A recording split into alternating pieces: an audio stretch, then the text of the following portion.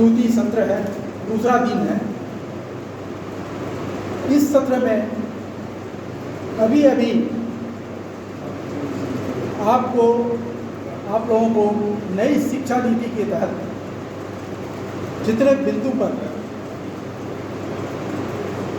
प्रधानाचार्य जी ने प्रकाश डाला, मैं समझता हूँ आप लोग ध्यान से सुने होंगे और आप अपने अपने कक्षा में जब जाएंगे इसका अनुपालन करते हुए कार्यपालन करें। तो मैं कार्यशाला के संबंध में इतना ही कुछ कहना चाहूँगा कि ये आचार्य कार्यशाला जो है ये 1 वर्ष के लिए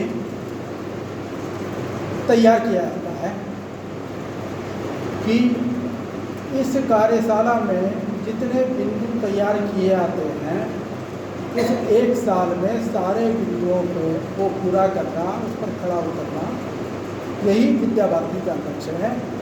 और विगत वर्ष में जो आचार्य कार्यशाला में जो एक्शन प्लान बनाई गई थी उसकी समीक्षा भी अनिवार्य है। समीक्षा करना चाहिए। समीक्षा के क्रम में जो बिंदु उभर करके आए कि वो क्रियान्वयन नहीं हो पाया है, उस पर चिंतन भी होना चाहिए, मंथन भी होना चाहिए।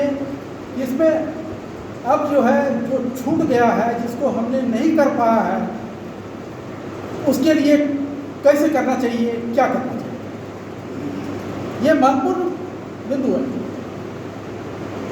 ये तो विगत वर्ष का कि जो हमने कुछ नहीं हो सका, कुछ बिंदु, फिर इस बार जो हमने कार्य योजना बनाया वो भी मान लीजिए कि आगे वर्ष तक में कुछ बिंदु छूट गए। ऐसा नहीं होगा। ये आपके लिए है, ये आपको ही करना है, इसलिए इस पर भी ध्यान देना अनिवार्य है। दूसरी बात है, हमारे प्रधानाध्यापक महोदय जी ने जो बच्चों के संबंध में बच्चों के शैक्षणिक विकास और भौतिक विकास, इस संबंध में राष्ट्रीय शिक्षा नीति पर आधारित जितने बिंदुओं पर प्रकाश डाले गए वो तो आप करेंगे ही। और बच्चों को इस बिंदु के संबंध से मतलब कि प्रायोगिक तरीके से उसको समझाने से पूर्व आप इस बात को ध्यान रखें, बच्चों को समझना ये महत्वपूर्ण है। जब तक आप बच्चों को नहीं समझ सकेंगे, बच्चों की प्रवृत्ति क्या है, उसकी प्रकृति क्या है, तो फिर उसको आप जो शिक्षा देंगे वो पूरा का पूरा